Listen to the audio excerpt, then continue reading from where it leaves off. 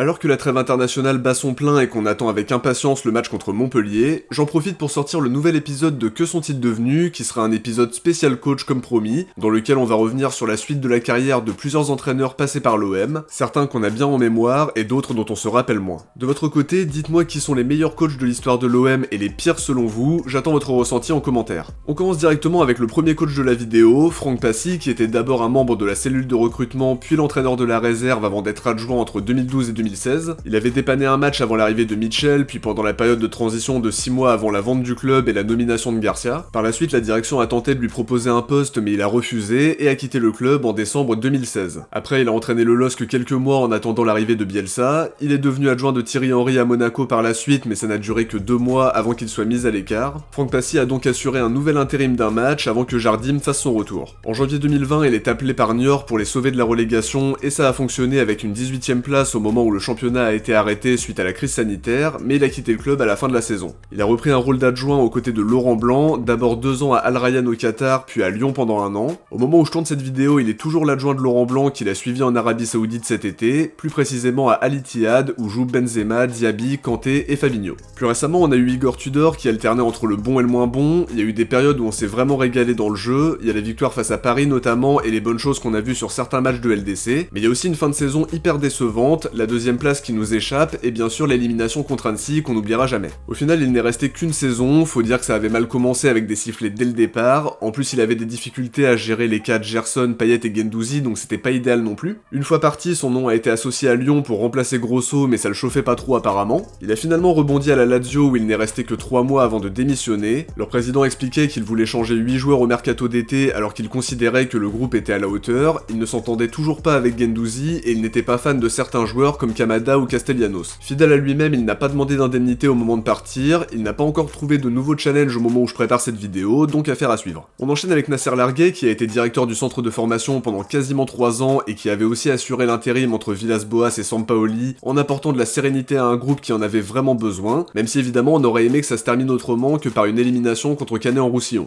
Par la suite, il a repris son rôle de directeur du centre de formation jusqu'à sa démission en avril 2022. Il a vite trouvé un nouveau point de chute parce qu'il a été nommé directeur technique national de l'Arabie Saoudite 1 mois seulement après son départ. Il occupe encore ce rôle aujourd'hui avec l'ambition d'aider le football saoudien à se développer de manière générale. Jean Fernandez est lui un nom bien connu à l'OM, joueur entre 75 et 80, vainqueur de la Coupe de France en 76, entraîneur de l'OM pour les premiers mois de la saison 92-93 et un retour pour la saison 2005-2006, marqué par une finale de Coupe de France et une 5e place en championnat. Il quitte le club à l'été 2006 dans un contexte tendu et rebondit à Auxerre dans la foulée. Il y restera 5 ans avec comme point d'orgue une 3e place en 2009-2010 et la qualification en Ligue des Champions après avoir sorti le Zénith. Il enchaîne avec un passage à Nancy en terminant 11e pour sa première saison, avant d'être viré à la moitié de la 2e à cause de résultats décevants, mais son successeur Patrick Gabriel n'a pas réussi à maintenir la SNL pour autant. Fernandez rebondit à Montpellier pour remplacer Girard, mais son passage a été décevant, 2 victoires, 9 nuls et 6 défaites avant de démissionner 3 mois plus tard. Pour terminer sa carrière, il a passé 2 saisons à Al Khor au Qatar et 2 mois à Al Gharafa. J'ai pas trouvé d'article où il annonce qu'il prend sa retraite, mais je pense que c'est le cas officieusement.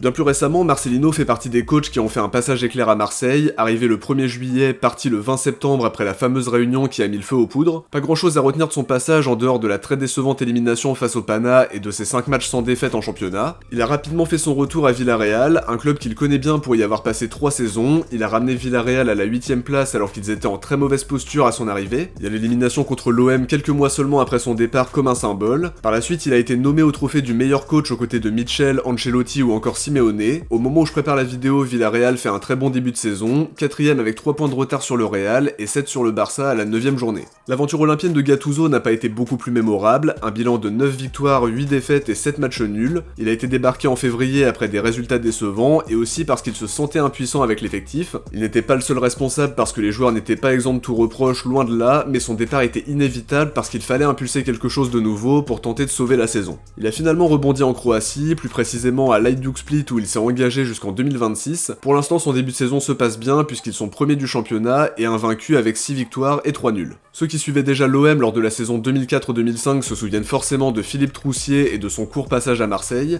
Arrivé au mois de novembre pour succéder à José Anigo, son passage a été marqué par des relations tendues avec certains de ses joueurs, notamment Lizarazu qui lui reprochait d'être trop autoritaire avec son groupe, et qui a fini par partir au mois de janvier. En fin de saison, il a été remplacé par Jean Fernandez après une 5ème place en Ligue 1 et une élimination en 32ème de Coupe de France France face à Angers, pensionnaire de Ligue 2. Après son départ, il a enchaîné les piges, 2 mois avec le Maroc, un court passage à Rabat, 2 ans comme directeur sportif du FC Ryukyu au Japon, coach de Shenzhen Ruby en Chine pendant 2 ans, 3 mois au CS Sfaxien en Tunisie, un passage contrasté à Hangzhou avant de prendre le poste de directeur technique de Liangjiang entre 2017 et 2018. À partir de là, il débute son aventure vietnamienne, directeur technique de la PVF Academy avant de diriger les U19 du Vietnam. Après ça, il a été nommé sélectionneur du Vietnam en mars 2023 en s'engageant pour 3 ans, mais l'aventure a tourné court. Très contesté par les supporters qui lui reprochent ses mauvais résultats, son élimination en poule à la Coupe d'Asie et la double défaite contre l'Indonésie pour les qualifs de la Coupe du Monde 2026. Il est finalement licencié au lendemain de la deuxième défaite contre l'Indonésie. Plusieurs supporters avaient sorti des pancartes pour demander son départ et actuellement il n'a pas encore retrouvé de nouveaux challenges. Eric Guéretz fait lui partie des coachs qui ont laissé de très bons souvenirs, arrivé en septembre 2007 pour remplacer Albert Raymond alors que l'équipe était 19ème à la 13ème journée de Ligue 1. Au final, l'OM va terminer 3ème pour aller chercher un tour préliminaire de Ligue des Champions, une saison qui sera aussi marquée par la victoire à Anfield avec le but inoubliable de Valbuena. C'était le tout premier match de Guéretz à l'OM et un match qui le fait déjà entrer dans la légende parce qu'aucun club français n'avait gagné là-bas jusqu'ici. Sa deuxième saison a été encore meilleure, deuxième à seulement 3 points de Bordeaux qui a été sacré champion. Guéretz était tout proche d'offrir aux Marseillais un titre qu'ils attendaient depuis 93. Il a posé les bases pour le titre de champion de France 2010, tout comme Pape Diouf qui a aussi quitté le club cette saison-là. Après son départ, il y a eu un passage réussi à Al Hilal en Arabie Saoudite avec le titre de champion 2010 à la clé. Il a ensuite été sélectionneur du Maroc pendant 2 ans, mais il a fini par être débarqué après de mauvais résultats. Il a enchaîné avec 2 ans au Qatar au Lekhouya SC et une dernière saison à Al Jazeera aux Émirats.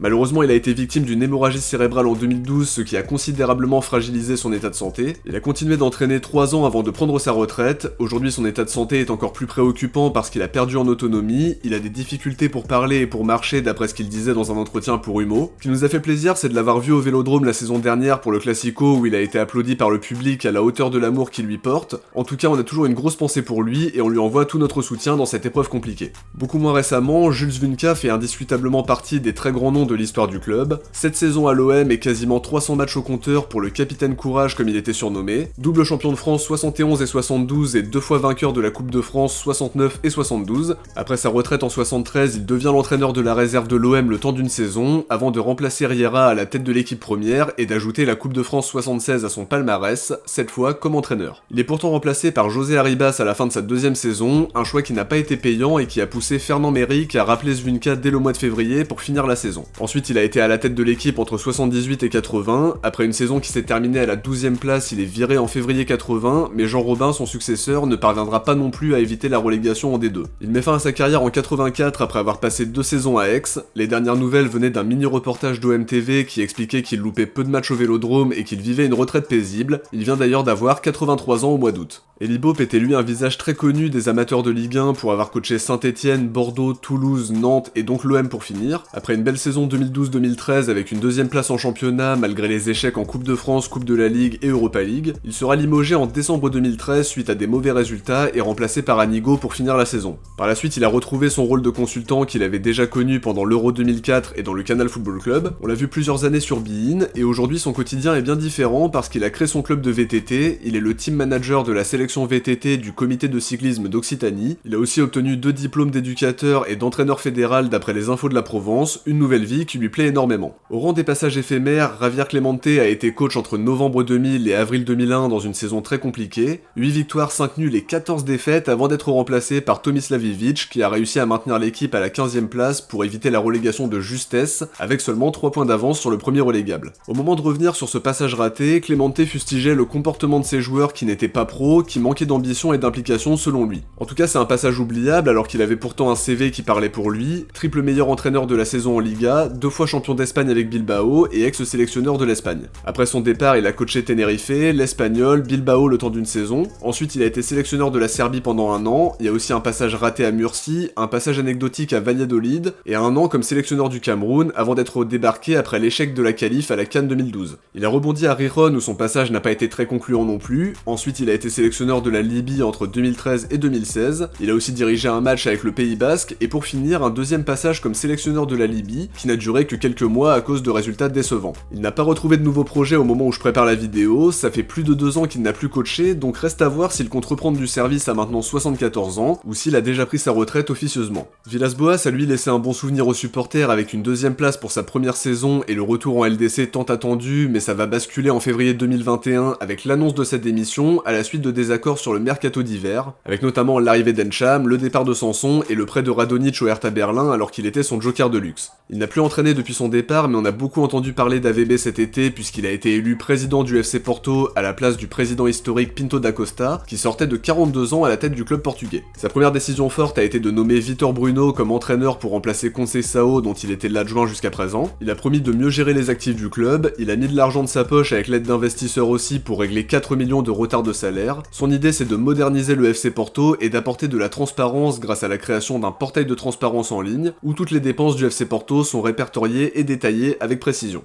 Luka Peruzovic était lui venu pour former un duo avec Stambouli lors de la saison 94-95, un choix payant parce que l'OM termine champion de D2, seulement la DNCG a invalidé la montée donc il a fallu refaire une saison en D2. Peruzovic a quitté le club à la fin de la saison pour faire un premier retour à Charleroi, il enchaîne ensuite les piges à Gençler Birliği, au Standard, encore une fois à Charleroi, Al Sadd, le Bahreïn, Al Shab aux Émirats, le CS Sfaxien en Tunisie, avant de terminer sa carrière en occupant différents postes au sein du club de Charleroi, 2 intérims en 2011 et 2013 et conseiller technique entre 2012 et 2013. Sampaoli fait aussi partie des coachs qui ont laissé un bon souvenir, la qualif en Ligue des Champions à la dernière journée et dans les dernières minutes du match grâce à la victoire 4-0 et aussi au but de Ganago dans l'autre match. Il s'est pas éternisé non plus en ne restant qu'un peu plus d'un an et de partir à la fin de la saison 2021-2022 alors qu'on s'imaginait continuer avec lui. Ensuite il a fait quelques mois à Séville, nommé en octobre pour remplacer Lopetegui et viré fin mars quand l'équipe était sous la menace de la relégation. Pour rebondir, il est revenu au Brésil en signant à Flamengo. Encore une fois le passage sera de courte durée parce qu'il a été limogé 5 mois après son arrivée. Son nom a été associé à Lyon la saison dernière, il avait été vu là-bas mais le board lyonnais a finalement décidé de faire confiance à Pierre Sage qui a réussi à redresser la barre jusqu'à se qualifier en Coupe d'Europe. Ces derniers jours, l'équipe nous a appris que le Genoa était très intéressé par lui mais que ça le tentait pas beaucoup parce qu'il préférerait revenir en Ligue 1. Abel Braga n'est lui resté que quelques mois, nommé entraîneur au début de la saison 2000-2001 et parti fin novembre comme Eric Dimeco qui était directeur sportif à l'époque et à l'origine de sa venue. Jérôme Leroy en garde un bon souvenir comme il expliquait dans le vestiaire sur RMC. Il parlait d'un coach qui était proche de son groupe et apprécié par ses joueurs. Il a raconté le moment où Braga a claqué la porte après avoir dit ses 4 vérités à Robert Louis Dreyfus en partant sans prendre la moindre indemnité. Après avoir quitté Marseille, Braga a enchaîné les passages dans les clubs brésiliens, Mineiro, Botafogo, l'Internacional à plusieurs reprises, Fluminense, Cruzeiro ou encore Vasco. Il a ajouté la Copa Libertadores et la Coupe du Monde des clubs 2006 à son palmarès avec l'Internacional. Il a aussi été champion du Brésil 2012. Il a aussi fait 2 passages à Al Jazeera et un court passage à Lugano avant de faire une dernière saison à Fluminense en 2021-2022. Il n'a plus coaché depuis ce moment-là, mais il a été directeur technique de Vasco pendant un an, un rôle qu'il a quitté au moment du départ de Paulo Brax, mais qu'il aimerait reprendre dans un autre club à l'avenir. José Anigo est un nom bien connu à Marseille pour avoir joué plus de 200 matchs sous le maillot de l'OM, pour avoir coaché la réserve, pour avoir été directeur sportif et entraîneur principal lors de la saison 2003-2004 avec la fameuse finale de C3 contre Valence. Il a aussi fait un intérim au départ d'Eli Boep lors de la saison 2013-2014 avant de s'éloigner progressivement de Marseille après l'énorme drame qu'il a vécu. Il a d'abord repris un rôle de recruteur avant de travailler pour le club au Maroc, puis de se faire licencier à l'arrivée de Franck McCourt. Par la suite, il a continué de travailler dans le foot avec d'abord un bref passage à l'Espérance de Tunis, ensuite une saison au Levadiakos en Grèce, 5 mois au Panionios avant d'être responsable du recrutement à Nottingham Forest entre 2019 et 2020, puis de reprendre un rôle de directeur sportif à l'Olympiakos à partir de 2022. Comme quand il était à Marseille, Anigo a été amené à assurer un nouvel intérim à l'Olympiakos en remplaçant Mitchell pour la fin de saison 2022-2023. Ensuite, il a repris son rôle de directeur sportif et de directeur du centre de formation en parallèle, et ça a été couronné de succès parce que l'Olympiakos a remporté la Youth League la saison dernière. Aux dernières nouvelles, son contrat prenait fin en juin 2024, Transfermarkt nous dit qu'il est sans club, donc à voir où il va rebondir. Alain Perrin était lui le coach de l'OM entre 2002 et 2004 après avoir passé quasiment 10 ans à l'Estac. Sa première saison était plutôt intéressante avec une 3ème place qui contrastait nettement avec la 9ème place de la saison précédente. Il quitte le club en janvier 2004 à la suite de mauvais résultats, mais il est surtout licencié pour faute grave car le club l'accusait d'exhibitionnisme et de harcèlement sexuel, donc derrière il y a un litige qui va opposer les deux parties pendant 2 ans avant de trouver un accord à l'amiable en 2016. Après son départ, Perrin a coaché Al Ain pendant 3 mois, puis Portsmouth sans réussir à convaincre, il s'est ensuite relancé à Sochaux où il a gagné la Coupe de France face à nous en finale comme un symbole. On se souvient aussi de ses 2 saisons à Lyon avec un titre de champion de France, une Coupe de France et un trophée des champions, avant de se faire licencier à la fin de la saison 2007-2008. Il a enchaîné avec 1 an et demi à Saint-Etienne qu'il a sauvé de la relégation avant d'être remplacé par son adjoint, un certain Christophe Galtier. À partir de là, il débute son aventure qatari, 2 saisons à Alcor, 1 an comme sélectionneur du Qatar olympique, 2 passages à Al Gharafa et Salal avant d'être sélectionneur de la Chine entre 2014 et 2016. Après une pause de 2 ans, il devient le conseiller du président à Nancy, mais quelques jours plus tard, Tolo est viré et Alain Perrin lui succède sur le banc. Il est épaulé par Pedretti avec comme objectif d'éviter la relégation en nationale. Il prend sa retraite à la fin de la saison en terminant sa carrière sur la meilleure note possible, le maintien acquis avec son club de cœur. Mitchell fait certainement partie des coachs qui ont laissé le moins bon souvenir à Marseille. Le seul souvenir positif qui me vient en tête, c'est la victoire 6-0 contre 3 avec le magnifique but de Las. Pour le reste, c'était catastrophique, mais il a fallu attendre le mois d'avril et une 15e place à 4 journées de la fin pour le voir partir enfin. Par la suite, Mitchell a entraîné 1 an du côté de Malaga où il était à moins d'1 point par match en moyenne. Il a aussi coaché les Pumas au Mexique, rétaffé pendant 3 mois sans gagner le moindre match. Son passage à l'Olympiakos sera plus réussi en étant totalement dans la lutte pour le titre, mais ça ne l'a pas empêché de démissionner au lendemain d'un match nul contre l'Aris Salonique. En octobre 2023, il a rebondi à Al-Qadsia qui était en D2 saoudienne, il les a fait remonter en Saudi Pro League et depuis l'équipe s'est considérablement renforcée, avec Oba, Cameron Puertas, Nacho, Equi Fernandez ou encore Nathan Nandez qui sont arrivés cet été.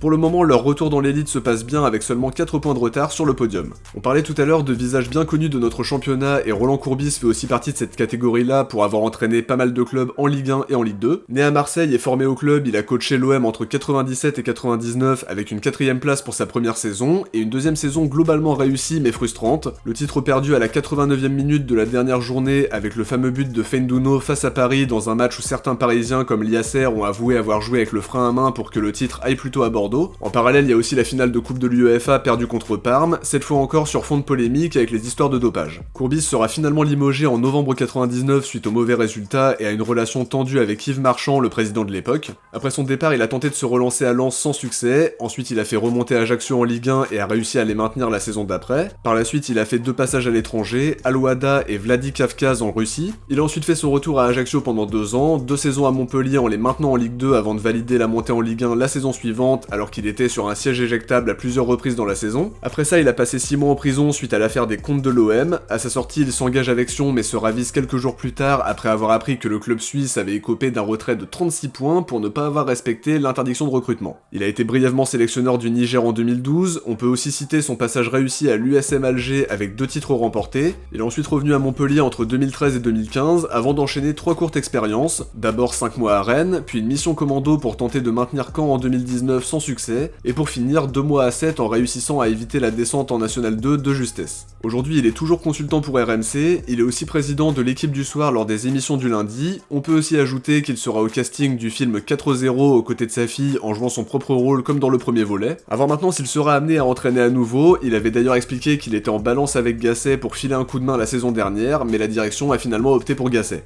Rudy Garcia est lui resté quasiment 3 ans au club en étant le tout premier coach de l'ère McCourt, un passage marqué par la très belle saison 2017-2018 et l'épopée en Europa League, mais il y a aussi une saison 2018-2019 beaucoup plus décevante, 5ème au classement donc pas européen, et aussi élimination en poule d'Europa League avec seulement 1 point au compteur dans le groupe de la Lazio, Francfort et Limassol. Garcia quitte logiquement le club à l'été 2018 en prenant 10 millions d'indemnités, il ne tarde pas à rebondir à Lyon avec qui il fera 2 saisons, une première avec une demi-finale de Champions League après avoir sorti la Juventus et City, puis un départ à la fin de la 2ème après avoir échoué à qualifier Lyon en LDC pour la 2ème saison consécutive, et un départ qui est aussi lié au mauvais rapport qu'il entretenait avec Juninho. Après il a coaché Al Nasser quelques mois, un club où il a eu la meilleure moyenne de points pris par match de toute sa carrière, mais il a ensuite été limogé à cause de résultats décevants. Dans la foulée, il a signé à Naples pour remplacer Spalletti qui venait de remporter le Scudetto, un choix que je trouvais vraiment surprenant sur le papier et qui s'est confirmé parce qu'il n'est resté que 5 mois avant d'être remplacé par Mazzarri au moment où Naples a commencé à être bien distancé dans la course au titre. Il est actuellement sans club, LiveFoot le citait parmi les entraîneurs ciblés par Saint-Etienne en cas de départ d'Olivier Dalloglio, donc à voir. Parmi les coachs qui ont laissé un bon souvenir, on est obligé de citer Gérard Gilly qui a été propulsé entraîneur par Bernard Tapie en 88 pour remplacer Banide. Il s'est créé un très beau palmarès, champion de France en 89 et 90, vainqueur de la dernière Coupe de France de l'OM en 89, et il aurait même pu jouer une finale européenne si l'arbitre avait simplement simplement fait son boulot sur l'action de la main de Vata. Il est finalement remplacé par Beckenbauer en septembre 90, il passe une saison à Bordeaux et 2 à Montpellier avant de faire son retour à l'OM. D'abord un court intérim en 94 avant de revenir sur le banc pour la saison de la remontée en 95-96, et pour la saison du retour en D1. Après ça, Robert Louis Dreyfus le remplace par Courbis, Gilly prend une pause de 2 ans avant de reprendre du service comme sélectionneur de l'Égypte entre 99 et 2000, ensuite il a passé 2 saisons à Bastia, et il y a le début de son aventure ivoirienne, d'abord adjoint d'Henri Michel avec la Côte d'Ivoire, puis sélectionneur des espoirs et enfin sélectionneur principal pour la CAN 2008. À partir de là, il va faire 3 passages à Salal au Qatar, entre 2008 et 2010, entre 2011 et 2012, et un dernier passage de quelques mois en 2013 avant de se retirer. On a récemment eu de ses nouvelles parce qu'il était présent à la Foire internationale de Marseille aux côtés de Jean-Pierre Bernès. Plusieurs lecteurs de la Provence ont d'ailleurs eu la chance d'échanger avec lui, comme on a pu le voir dans une vidéo de la Provence fin septembre. Albert Raymond était lui un attaquant plutôt prolifique dans les années 70-80, d'abord passé par l'OM avant de jouer à Monaco, Lyon et Toulon. Il fait son retour dans son club formateur en 2000 en commençant par coacher la réserve, en faisant aussi quelques intérims au besoin, avant de devenir numéro 1 pour la saison 2006-2007. Un passage positif parce que l'OM termine 2ème sous ses ordres, mais sur le plan européen c'était beaucoup moins bien avec l'élimination en barrage face au Mlada Boleslav. Il est confirmé à la tête de l'équipe, mais il quittera le club quelques semaines après le début de la saison 2007-2008, remplacé par Guéretz. Il a continué à travailler pour le club comme recruteur, avant de passer 2 saisons à Cannes où il a notamment recruté Jérémy Gavanon qu'il a bien connu à l'OM. Ensuite il a fait un passage de 6 mois à Ajaccio, mais comme un symbole, Albert Raymond arrête sa carrière en 2014 après un dernier passage à l'OM où il a épaulé Anigo jusqu'à la fin de la saison. On termine cet épisode par un focus sur Marcelo Bielsa qui a marqué les esprits par son jeu offensif très séduisant, une 4ème place pour sa première saison avant de quitter le club dans la précipitation juste après la défaite contre Caen à cause de désaccords avec sa direction. Après il y a eu un passage de 2 jours à la Lazio où il a décidé de jeter l'éponge car sa direction n'avait pas recruté les 4 joueurs promis avant le 1er juillet. Il a ensuite été coach du LOSC quelques mois à l'arrivée de Gérard Lopez, mais il a été débarqué après une série de mauvais résultats. Il a réussi à se stabiliser à Leeds entre 2018 et 2022 en les faisant monter en première ligue. Il y a eu aussi une première saison remarquée en PL en finissant en première partie de tableau. Il sera finalement viré en février 2022 après 4 défaites consécutives. Depuis mai 2023 il est sélectionneur de l'Uruguay, ça a bien commencé avec 2 victoires de prestige face au Brésil et face à l'Argentine. Seulement depuis la dernière Copa, l'Uruguay n'a plus gagné de match et la situation semble se tendre de plus en plus. Luis Suarez l'a chargé publiquement, Bielsa a reconnu que son autorité avait été affectée, mais il peut compter sur le soutien du président de la fédération et de certains joueurs qui tentent d'apaiser la situation par leurs déclarations et les réunions qui ont eu lieu ces derniers jours. Le résultat du match face à l'Équateur dans la nuit de mardi à mercredi sera sans doute déterminant pour son avenir. On arrive à la fin de cet épisode spécial coach qui a été plus long qu'habituellement, mais je voulais vraiment faire quelque chose d'assez complet. J'espère que ça vous a plu et si c'est le cas, n'oubliez pas de laisser un like pour soutenir la chaîne et permettre à cet épisode d'être mieux mis en avant. Je vous invite aussi à vous abonner en activant la cloche pour ne rien louper de l'actualité de l'OM et des prochains épisodes de Que sont-ils devenus. Si vous avez regardé la vidéo jusqu'au bout, écrivez entraîneur dans les commentaires. De mon côté, je vous dis à très vite pour une prochaine vidéo. Alors au programme, il y aura le focus sur les internationaux mercredi et ensuite avant-match débrief en fin de semaine. Le prochain épisode de Que sont-ils devenus sortira sans doute la semaine prochaine et sera lui aussi un épisode spécial. Je vous en dis pas plus, mais ce sera en lien avec l'actualité de cette semaine-là. Je vous dis à très vite, ciao, portez-vous bien et surtout allez l'OM.